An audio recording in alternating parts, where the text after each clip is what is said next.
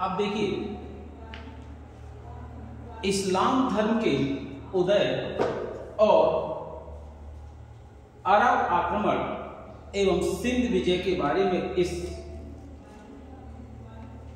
Video में चर्चा की जाएगी। तो इसमें क्या है, आपका जो भी मेडवल हिस्ट्री है यहाँ से आरंभ हो रहा है और यहाँ से सब छोटे छोटे पार्ट में आपके पास ये वीडियो पहुंचाए जाएंगे। आप लोग इस वीडियो को लाइक, शेयर और सब्सक्राइब जरूर करिएगा। और चलिए देखते हैं, अब इसे प्रारंभ करते हैं कि इस्लाम धर्म का उदय कहां पर हुआ। इस्लाम धर्म का उदय मक्का में हुआ है और मक्का आप जान ही रहे हैं, मक्का कौन से देश में है? मक्का सऊदी अरब में है। और सऊदी अरब की राजधानी, आप कमेंट बॉक्स में आंसर दीजिएगा इसकी राजधानी क्या है। और सऊदी अरब जो है अरब जगत का एक बहुत ही बड़ा देश है। इसके संस्थापक जो हैं इस्लाम धर्म के मोहम्मद साहब हैं, जिन्हें पैगंबर मोहम्मद के नाम से भी जाना जाता है। इनका जन्म जो है मक्का में कुरैशी जनजाति के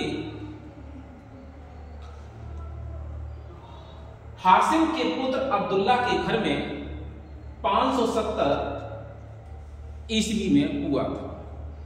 अर्थात इनके दादा जो हैं हासिम थे और इनके पिता अब्दुल्ला थे, जिनकी मृत्यु इनके जन्म से पूर्व ही हो चुकी थी।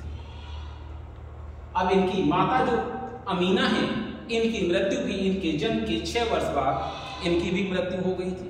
तो इनका लालन पालन जो है इनके चाचा अबू तालिब के द्वारा किया गया।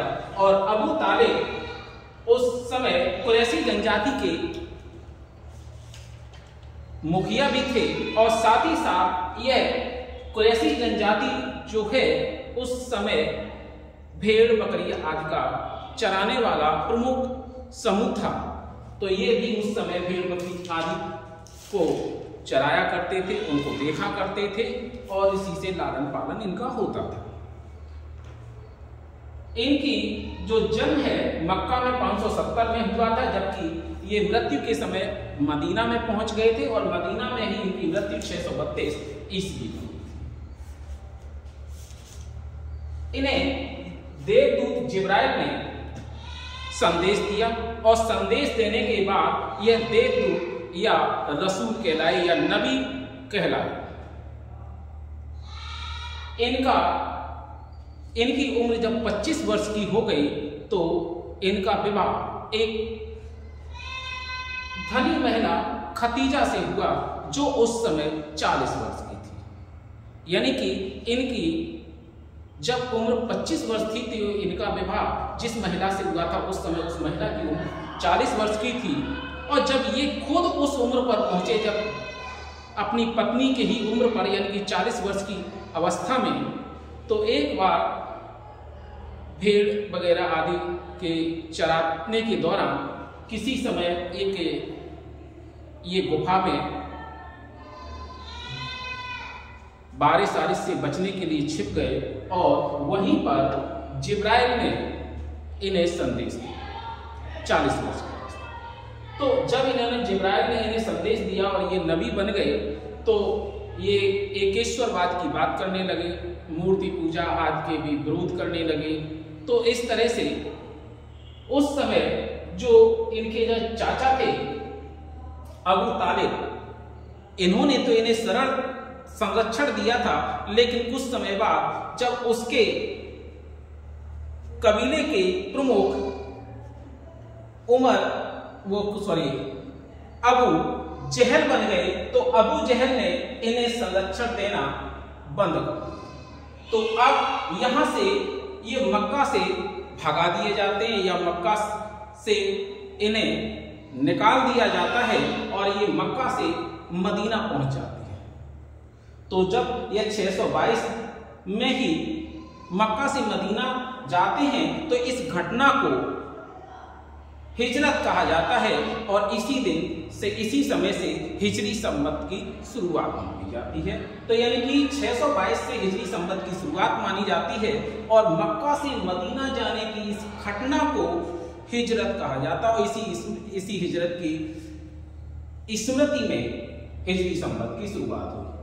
इनकी मृत्यु जब 632 ईस्वी में मदीना में हुई थी, तो इस समय के 4 प्रमुख शिष्य थे जो क्रमशः इनके बाद खलीफा बने, क्योंकि इन्होंने अपने धर्म का किसी को भी उत्तराधिकारी नहीं बनाया था।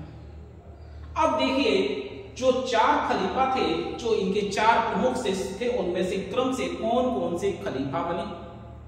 पहले स्थान पे आते हैं अबू बकर, दूसरे उमर, तीसरे उस्मान, चौथे अली।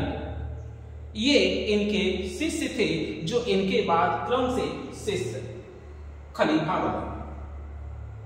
अब आते हैं कि इस्लाम धर्म में शुरुआत में उतनी तेज गति से विकास नहीं किया, लेकिन फिर बाद में इसने बहुत ही तेज गति से विकास किया। इस समय इन खलीफाओं के समय, ये 4 खलीफा और मोहम्मद साहब के समय इस्लाम की जो राजधानी थी मदीना थी।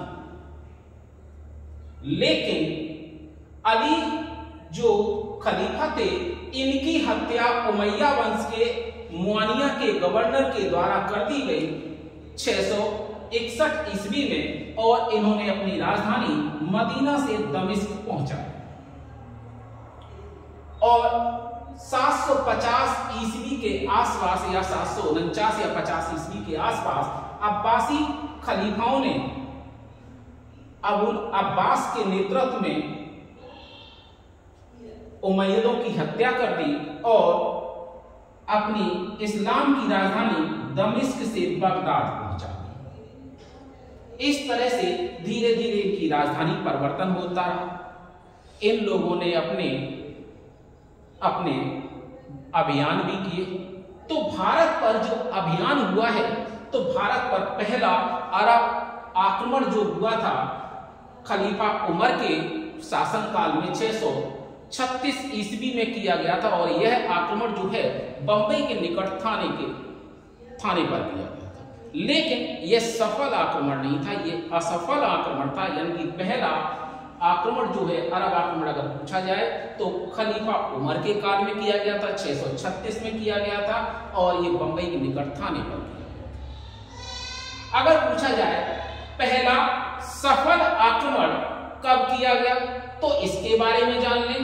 क्योंकि एक इराक के गवर्नर थे अल हज्जाज, तो अल हज्जाज के समय भी इस पर कई अभियान किए गए। पहला अभियान किया गया था 711 में उबैदुल्लाह और बुंदेल के नेतृत्व में, जो कि असफल रहा। फिर इन्होंने अल हज्जाज ने 712 ईस्वी में अपने 17 वर्षीय भतीजे और दामाद मोहम्मद बिन कासिम के नेतृत्व में सिंध पर अभियान किया और सिंध के शासक दाहिर को पराजित कर उस पर सफल अभियान किया। तो ये अभियान अक्सर पूछा जाता है कि पहला सफल अरब आक्रमण कौन सा था, मोहम्मद बिन कासिम का था, कब हुआ था, 712 ईस्वी में हुआ था, कौन गवर्नर था इराक का उस समय, अल हज्जाज था, और यह इसका संबंध क्या था, चचा भतीजे या ससुर और दामाद का था। अब इस समय पूछा जाए कि उस समय मोहम्मद बिन कासिम की उम्र क्या रही होगी, तो उस समय 17 वर्ष की थी। अब आते हैं कि जो सिंध का शासक जो था दाहिर, जिसे इसने पराजित किया था, उसके बारे में थोड़ा सा जान लें। देखिए, सिंध का जो शासक है दाहिर उस समय अलोकप्रिय था। इसके पिता चच ने एक वहां का सिंध का जो अंतिम शूद्र शासक था साइसी, उसकी हत्या करके उसकी पत्नी से विवाह कर इस शासन को पूरे अपने हाथ में ले लिया था। तो वहां की जनता इसे पसंद नहीं करती थी। दूसरा, अब जब इसमें कासिम ने आक्रमण किया तो रावौर के युद्ध में यह दाहिर पराजित हुआ, और जब पराजित हो गया तो इसकी विधवा एक जो थी राणाबाई, उसने जौहर व्रत अपना लिया और अपनी जीवन लीला या यही लीला समाप्त कर दी। अब देखिए, इसकी एक पत्नी जो रानी लाड़ी थी और 2 पुत्रियां सूर्या देवी और परमल देवी, यह गिरफ्तार करके कासिम के द्वारा अल हज्जाज को गिफ्ट की जाती है। तो वहां पर इन्होंने थोड़ी सी चाल चल दी, जिसकी वजह से मीर कासिम की हत्या हो गई। इन्होंने कहा कि गवर्नर आपको झूठी थाली दे देंगे।